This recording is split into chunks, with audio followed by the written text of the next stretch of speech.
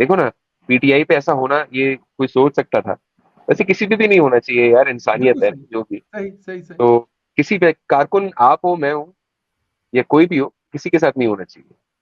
बात ये कि लेकिन अब वक्त का तकाजा है, अब ऊपर वाला कुछ चाह रहा होता है, नीचे कुछ हो रहा होता है। देखिए, निजाम में अरशी जो होता है ना, वो लाया जाता है निजाम में फर्शी तक पहुंचाया जाता हम्म। है। जो वहां फैसले हो रहे होते हैं ना, वो आ रहे होते हैं मनवन यहाँ पे आपको फैसले होते हुए नजर आते हैं। आप खुद सोचें कि नवाज शरीफ साहब को अब आहिस्ता आहिस्ता लोगों ने बोलना शुरू कर दिया कि he was innocent, he has done nothing, he is innocent. खुद ही बोल रहे हैं ना, और किस मुंह से बोलेंगे? और तो कोई तरीका नहीं होता बोलने का ना, ये तो यही होता है कि भाई उस वक्त का तगाजा था, ये वक्त का तगाजा था उस वक्त का, तो जो कि गलत था, और एक गलत काम हुआ। लेकिन अब 6 मार्च के बाद से जो होगा, ये तारीख का हिस्सा बनता जाएगा, और ये बहुत साइलेंट होगा। अच्छा जी। ये बहुत बैकडोर होगा, बैकडोर। जो भी होगा ना, बहुत बैकडोर होगा। मतलब मैं आपको मिसाल देता हूँ कि कुछ जो है इस वक्त, हम इसको इस तरह से, मैं इसको ऐसे एक्सप्लेन करता हूँ। कुछ मूवमेंट ऐसी ऐसी हो रही है कि जो बहुत ही ज्यादा एजेंसी मूवमेंट होती है, हम्म। बहुत ज्यादा छुप छुपा के हो रहा होता है। कि संदीप भाई ने मुझसे कहा कि खान फारूक साहब को आपने ये बोलना है। जी। मैंने खान फारूक साहब को पहुंचा दिया कान में, खान फारूक साहब ने असद भाई को कान में पहुंचा दिया, और असद भाई ने राजा भाई को कान में पहुंचा दिया। और जो हम्म। जिस बंदे के बारे में बोला है ना, तो वो राजा भाई जो है ना, वो चुपके से गए और उन्होंने वो काम कर डाला। बहुत सीक्रेटिव होगा जो भी होगा, बहुत बहुत मामूली बारीक से होगा जो भी होगा।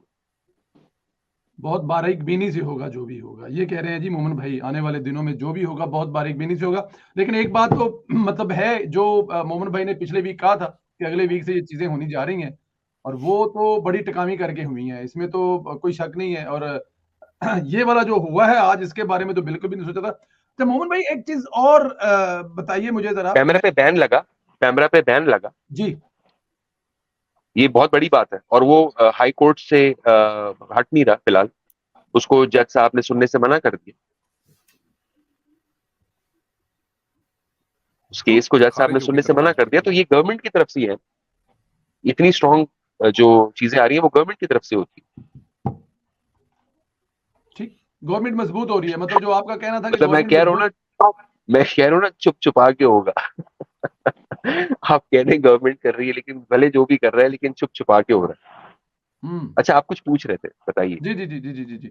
जी, मैं आपको एक वीडियो सुनाना चाहता हूँ एक्चुअली, फिर उस पर आपसे कमेंट लेंगे जी, अगर इजाजत दें तो। ये जी बिल्कुल हमारे पास एक वीडियो है, वो मैं सुनाना चाहता हूँ, जरा ये सुनिए जरा प्लीज जी।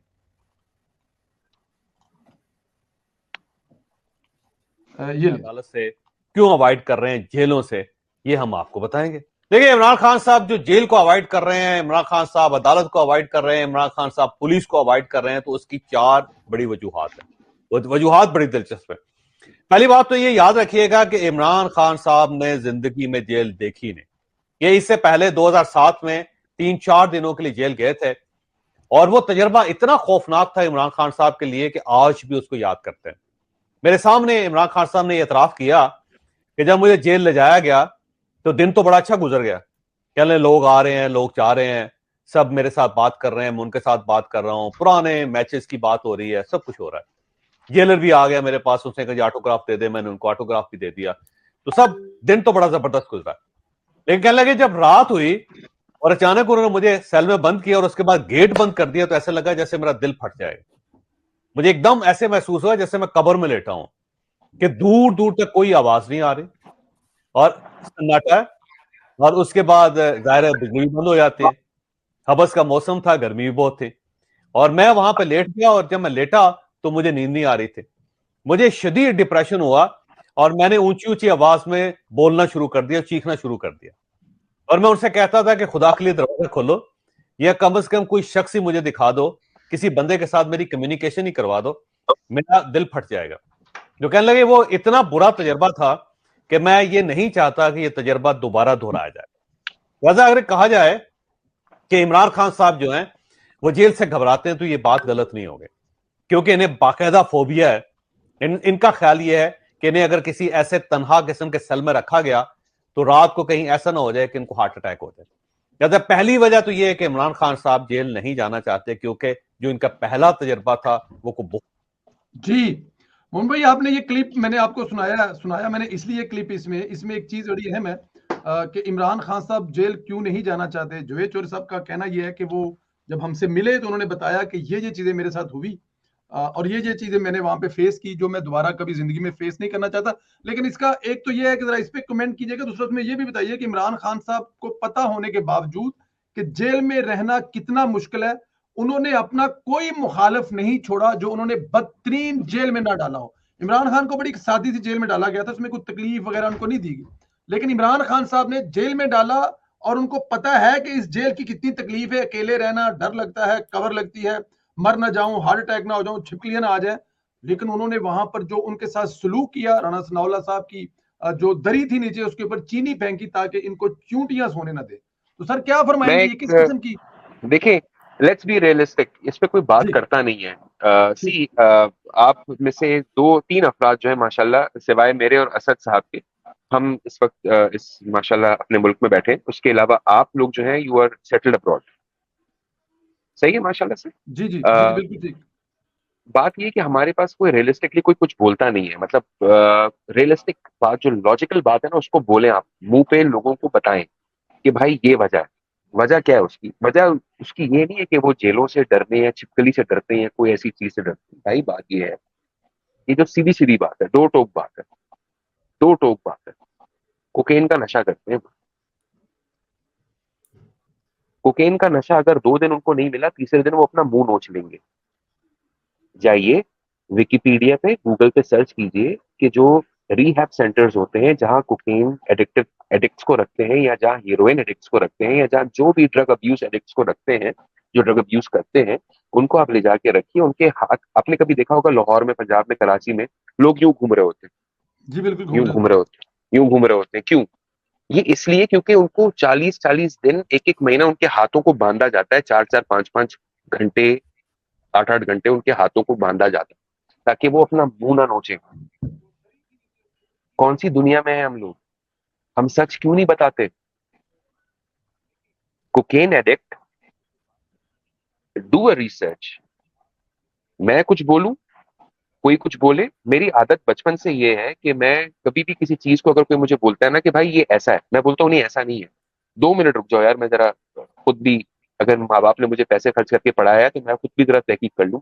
वजह यह है कि कोकेन एडिक्ट को जेल में सरकार की मुद्दत में, सरकार की क्या बोलते हैं उसको उर्दू में, कि सरकार की तहवील में होते हुए उसको कोकेन नहीं मिल सकता, उसको उसका ड्रग नहीं मिल सकता, जिसकी वजह से वो एडिक्टेड है। अगर वो नहीं मिलेगा तो वो, कोकेन तो इतना हाईएस्ट फॉर्म ऑफ ड्रग है कि अगर वो नहीं मिला उनको तो वो अपना मुंह नोचेंगे, उनका स्किन उखाड़ देंगे अपना। हाथ बांधते हैं रिहैब सेंटर्स में।